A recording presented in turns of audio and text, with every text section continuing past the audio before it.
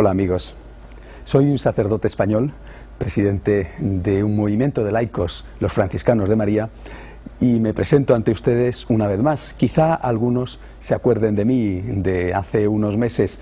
Estuve con ustedes con una serie de programas en esta misma emisora de la Madre Angélica, hablándoles de la Virgen María, pero hablándoles de la Virgen María como un modelo de espiritualidad. María como camino para la perfección, para la santidad, para acercarnos hasta Dios. Pues bien, ahora vuelvo de nuevo, y vuelvo de nuevo con el mismo tema, aunque con una particularidad.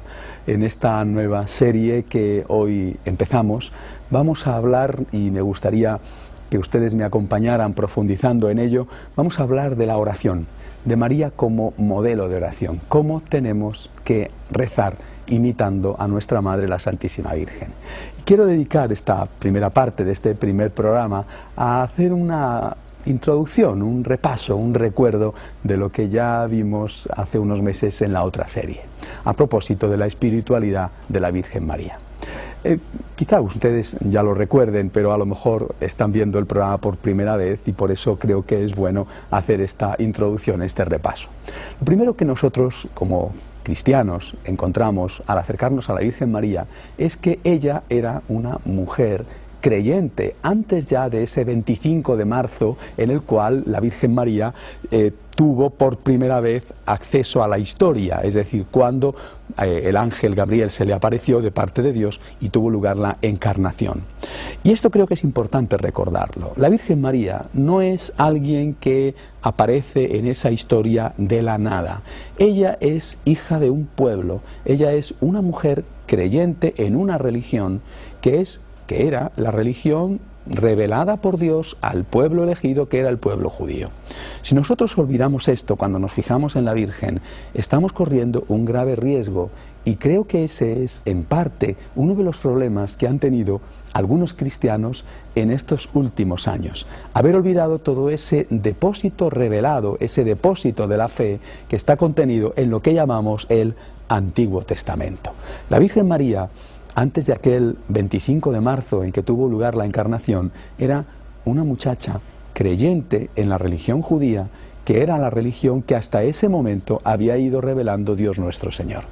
Y nosotros, cuando nos fijamos en la Virgen para imitarla, para intentar amar a Dios y amar al prójimo como ella amó a Dios y amó al prójimo, lo primero que tenemos que hacer es fijarnos en ese punto inicial de la fe de la Virgen.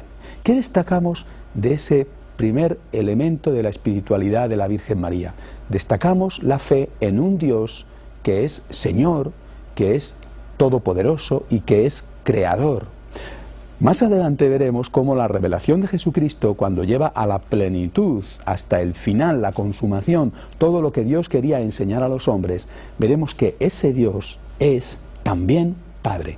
Ese Dios es amor, ese Dios es misericordia, ternura, que llega hasta el extremo de entregarse y entregar a su Hijo único para que muera en la cruz por nosotros. Pero ese Dios revelado en la Virgen María, revelado en Jesucristo, y que la Virgen María conocía en aquel 25 de marzo, ese Dios es el Señor, es el Todopoderoso, es el Creador. Por lo tanto, nosotros lo primero que tenemos que imitar de la Virgen es una actitud de respeto ante Dios, una actitud de adoración ante Dios, una actitud de considerar al Señor como lo más importante en nuestra vida. Dios tiene derechos sobre mí y yo tengo deberes para con Dios. Estos deberes para con Dios los hemos olvidado en estos últimos años. Hemos pasado a la segunda parte, decisiva, importantísima, de plenitud, que es la revelación de Dios como Padre y como misericordia, pero hemos olvidado todo lo anterior, todo aquello que también la Virgen María era. Primera parte, Dios, por lo tanto, tiene derechos sobre mí y yo tengo obligaciones para con Dios. No puedo tomar el nombre de Dios en vano y no puedo tomar en vano las obras de Dios. Segunda parte que nosotros aprendemos a imitar de la Virgen, que precisamente porque ella tenía esa fe en Dios, ella fue capaz de decirle al Señor a través del ángel Gabriel: aquí está la esclava, hágase en mí según tu palabra. La Virgen aparece en la historia con esta frase: aquí está la esclava, hágase en mí según tu palabra. Es la frase que representa una actitud, una decisión, un comportamiento por parte de alguien que sabe que Dios tiene derechos sobre ella y que esos derechos Dios no los va a ejercer para el mal de la persona, sino que lo que Dios nos pida va a ser lo mejor para nosotros. Y conviene no olvidarlo nunca, cuando en nuestra vida tenemos y atravesamos tantos momentos difíciles, momentos en los cuales inevitablemente se nos produce un gran desconcierto, cuando nosotros no entendemos el por qué nos están pasando ciertas cosas. Ese es el momento de fijarnos en la Virgen María y de mirarla a ella el 25 de marzo, día de la Encarnación, o mirarla a ella al pie de la cruz y darnos cuenta de que ella siempre, como creyente en un Dios todopoderoso que era también Dios Padre y Dios Amor, siempre estaba diciéndole a Dios y enseñándonos a nosotros: Señor, hágase en mí según tu palabra. Hay veces en que la voluntad de Dios la entendemos, la disfrutamos, comprendemos que realmente es lo mejor. Y hay otras veces, muchas, en que la voluntad de Dios es un misterio. ¿Por qué nos están pasando estas cosas? ¿Por qué están pasando estas cosas a los nuestros? Ese es el momento de la fe. Y ese es también el momento de decirle a Dios: no entiendo nada, y sin embargo sé que tú me quieres y que tú, Señor, eres amor para mí. Y por lo tanto es el momento de decirte a ti: Dios mío, soy tu siervo, hágase en mí tu voluntad, aunque yo no entiendo en qué consiste y por qué ocurre ahora esta voluntad tuya. Otro punto importantísimo en la espiritualidad de la Virgen María, siempre siguiendo con este esquema, como les he dicho al principio, que intentamos practicar nosotros los franciscanos de María, otro punto importantísimo es el lugar que ocupa la caridad, el lugar que ocupa el amor. Si el objetivo de la Virgen, ya como creyente judía, iluminada después por la revelación que trae su Hijo Jesucristo, si el objetivo de la Virgen era hacer la voluntad de Dios, María es la que descubre que la primera de todas las voluntades de Dios es la caridad. Ella, con su vida y después como discípula, primero como maestra en la infancia de Jesús y después como discípula suya, está llevando a cabo aquello que el Señor nos enseñará en aquella bendita noche del Jueves Santo, cuando dijo: os dejo un solo mandamiento, que os améis unos a otros, y que os améis unos a otros como yo os he amado. María es un modelo perfecto de cumplimiento de ese mandamiento del Señor, la caridad. Pero quizá aquí conviene detenernos un momento para darnos cuenta exactamente, con precisión, de cuáles fueron las palabras de Jesús. El Señor no dijo el Jueves Santo: os dejo un consejo, o bien expreso un deseo. Dijo: os doy un mandamiento, os dejo una obligación, el amor, la caridad. Para nosotros los cristianos, y cuántas veces lo hemos olvidado, el amor es una obligación, es un deber. El amor, que tendrá naturalmente multitud de manifestaciones y que habrá momentos en que sepamos con más claridad cómo tenemos que hacerlo, y habrá momentos en que nos encontremos en la duda porque nos dará la impresión de que estamos sometidos a dos deberes, a dos obligaciones. Pero en todo caso, el amor para nosotros es un deber y es una obligación. Aquella muchacha que se encuentra solicitada por Dios a través del ángel entiende que aquello que ella tiene que hacer es un deber, no es una opción. Aquella mujer que más tarde acompañe a su hijo a la cruz entenderá también que el estar allí en aquella tarde del Viernes Santo no era una cuestión optativa, era un deber, era una obligación. Por lo tanto, el Señor nos deja el deber de amar, y la Virgen María es aquella que nos lo pone de forma práctica, realizado delante de nuestros ojos.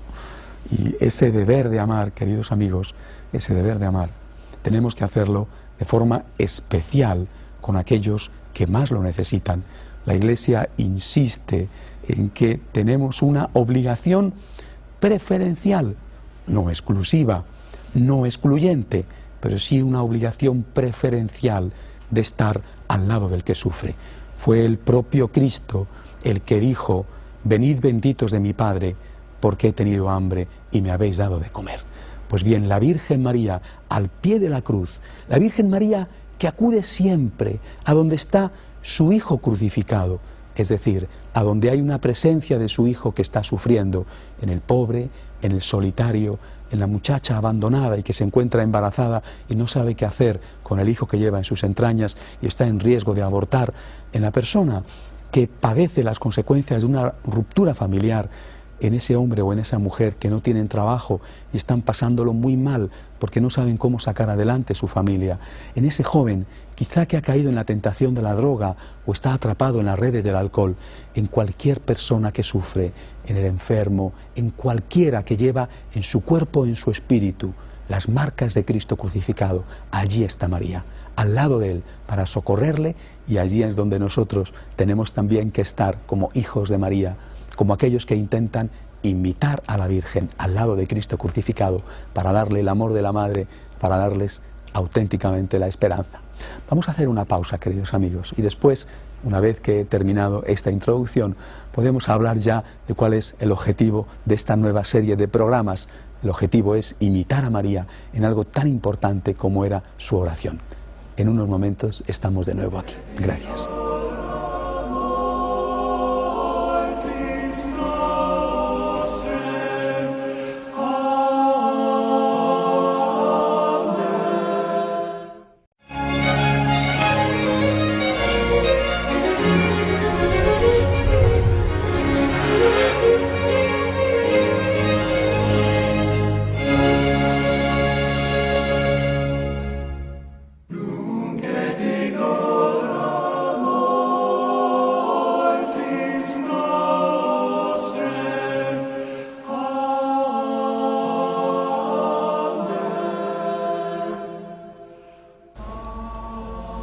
Bien amigos, ya estoy aquí de nuevo de vuelta después de esta breve pausa y quiero empezar hablándoles de un libro, porque resulta que todos aquellos programas de la serie anterior a propósito de la imitación de María los puse por escrito y han conseguido algo para mí sorprendente y maravilloso, que es un premio de espiritualidad de la editorial en lengua española quizá más importante que haya, la editorial Planeta, a través de una de sus sucursales, Martínez Roca. Y este es el libro, María, Camino de Perfección.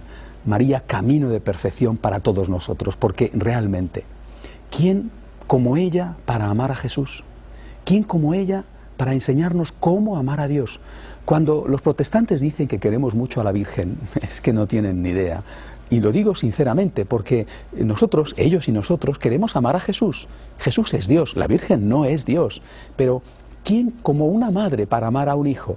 Nadie puede amar a un hijo como a una madre. Por lo tanto, si nosotros queremos amar a Jesús, que es Dios, nadie como María para enseñarnos a amar a Jesús. Y también nadie como María para enseñarnos a rezar, para enseñarnos cómo hablar con ese Dios que ya hemos aprendido de ella, que tiene que estar en el primer lugar de nuestra vida.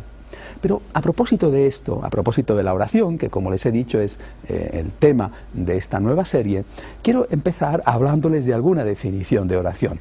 Seguramente que ustedes ya las conocen y que pueden decirlas seguramente mejor que yo. Algunos dirán rezar es hablar con Dios, y es verdad. Y quizás si recordamos aquella famosa definición de Santa Teresa de Jesús, orar es tratar de amistad, tratar en intimidad con aquel que sabemos que nos ama. Y es verdad, orar es estar con Dios, hablar con Dios, contemplar a Dios, tratar de aquellas cosas que son íntimas, que están en nuestro corazón, con aquel que sabemos que nos ama, con Dios nuestro Señor. Pero si eso es la oración, también es cierto que en estos últimos años se ha producido en torno a la oración un conflicto. Y yo diría que un conflicto estúpido, injusto, pernicioso. ¿Qué conflicto? El conflicto ha consistido en enfrentar la oración con la caridad. Ha consistido en enfrentar la oración con la actividad. Y así, algunos han dicho, lo importante es rezar. Y otros han dicho, no, no es cierto, lo importante es ayudar a la gente necesitada, estar al lado del que sufre, evangelizar incluso. Es decir, por un lado estaba la opción de los que pensaban que sin oración no había nada que hacer, por otro lado estaba la opción de aquellos que decían que sin actividad el cristianismo no era más que mera palabrería. Y cada uno, por desgracia, cogía los textos evangélicos que aparentemente venían a confirmar su opinión. iban al Evangelio, seleccionaban las frases que les convenían y se las arrojaban a los otros a la cara. Así, mientras los primeros se fijaban en aquel pasaje en el cual se nos muestra a Jesús en casa de Marta y María. Cuando Marta trabaja, María le contempla embobada mientras él habla. Después Marta, ya saben, va a quejarse y le dice a Jesús que le diga a su hermana que le ayude, y Jesús contesta: María ha elegido la mejor parte. Los que estaban a favor de la oración, en primer lugar, decían que eso se apoyaba en las palabras de Jesús dirigidas a Marta. María ha elegido la mejor parte. Mientras que los otros decían: sí, pero el Señor, el día del juicio final, nos va a llamar únicamente y nos va a juzgar únicamente por la caridad. He tenido hambre, me has dado de comer, ven bendito de mi Padre. He tenido hambre, no me has dado de comer, vete maldito de mi Padre. Repito, cada uno en estos años ha elegido el texto evangélico que más le convenía y se lo ha arrojado al otro. Yo creo que hay un error de fondo. Vamos a lo que les decía hace unos momentos. ¿Cuál es el corazón del cristianismo? La imitación de Cristo. El corazón del cristianismo está basado en obedecer al Señor y en intentar hacer lo que Cristo hizo. Y el Señor, para ayudarnos, nos dio un mandamiento. No nos dio dos mandamientos. Y esto es muy importante. No dijo: os dejo dos mandamientos, uno, amen, y otro, recen. No dijo esto el Señor. Dijo: les dejo un solo mandamiento, que es el del amor. Ahora bien, ese único mandamiento tiene dos dimensiones. Amar es rezar, y amar es estar al lado del que sufre. Si nosotros pensamos que amar es solo estar al lado del que sufre, estamos equivocados. Si nosotros pensamos que amar es solo estar adorando al Santísimo en la Eucaristía, también estamos equivocados. Amar es el único mandamiento del cristiano, pero ese mandamiento del cristiano tiene dos aspectos, dos dimensiones, las cuales ambas tienen que ser cumplidas. No podemos decir: yo elijo un aspecto del amor, el servicio, o yo elijo un aspecto del amor, que es la contemplación, la oración. Eso no vale para un cristiano. Todo cristiano que imita a Jesús, que imita a María, todo cristiano tiene que practicar en su vida las dos dimensiones del único mandamiento, que es el del amor. Y es así, si nos volvemos a fijar en María, como vuelve a ser importante aquel concepto del que les hablé, que es el concepto de hacer la voluntad de Dios. Porque justo cuando uno se propone en la vida hacer únicamente una sola cosa, que es amar, entonces descubre que hay y tiene que haber un momento para amar en la oración y un momento para amar en el servicio. ¿Qué hay que hacer y cuándo hay que hacer una cosa u otra? Esto lo tendremos que saber discerniendo cuál es la voluntad de Dios para mí en concreto en cada momento. Nos encontramos, por ejemplo, con santos como San Vicente de Paúl, el fundador de las Hijas de la Caridad, y también de los sacerdotes de la misión, que escribe a aquellas monjas magníficas, que todo aquel que las conoce se siente admirado por ellas, y les escribe: si tú estás rezando y en ese momento un enfermo te llama, deja a Jesús en la oración para estar con Jesús en el enfermo. Creo que esto es lo que nosotros tendríamos que hacer permanentemente, estar como María, en comunión continua con Jesús. Yo vivo con Jesús, vivo para Jesús, vivo en intimidad de amor permanente con Jesús. Y porque estoy con Jesús es por lo que hay un momento en el cual puedo decirle a Jesús: Señor, ¿tú qué necesitas de mí? Y en ese momento el Señor te dice, como le dijo a Marta: mira, estás demasiado inquieto, demasiado nervioso, anda, haz una pausa. Sí, hay mucho que hacer, pero por favor, haz una pausa, porque yo lo que necesito ahora de ti, ¿sabes qué es? Que estés tranquilo, que te vengas a hablar conmigo, que te recojas en la intimidad de tu habitación, que reces el rosario a mi madre, o que te vengas a la iglesia, a la capilla, a hacer una visita al Santísimo, que participes en la Eucaristía, que leas un rato la Biblia, que hagas un poco de meditación a propósito de algún libro de espiritualidad que te pueda enriquecer y te pueda ayudar.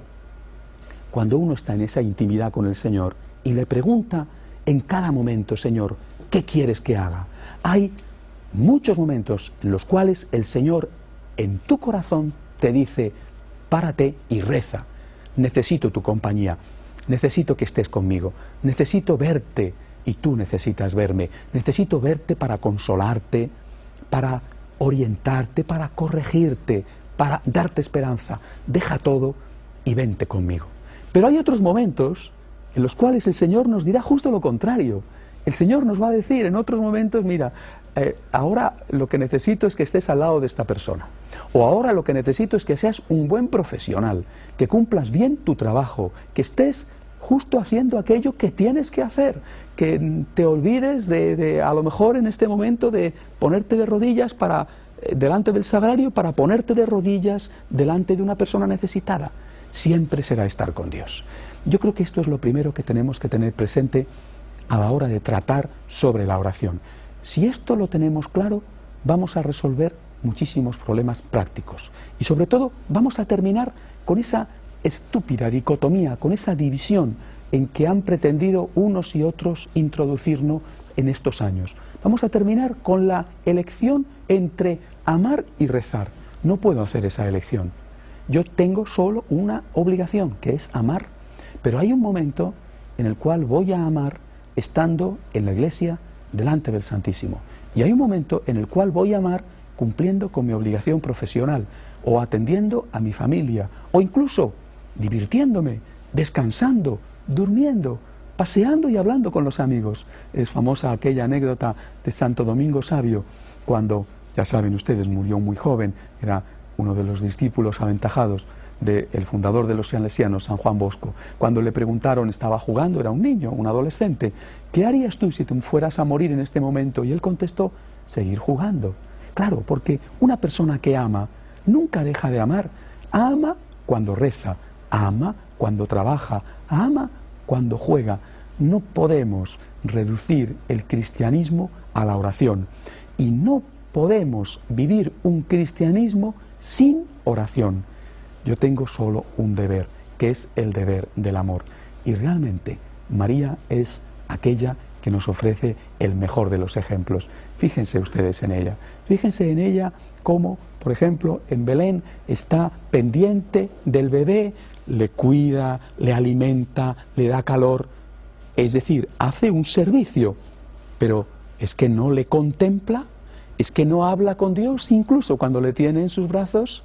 Y después, cuando le protege camino de Egipto, hace un servicio. Y más tarde, cuando en la intimidad de la casa de Nazaret, ella, maestra del pequeño Jesús, le está educando, le está enseñando, le está hablando de tantas cosas humanas y divinas, ¿es que a la vez no estaba hablando con Dios? En la Virgen María se produce la unidad.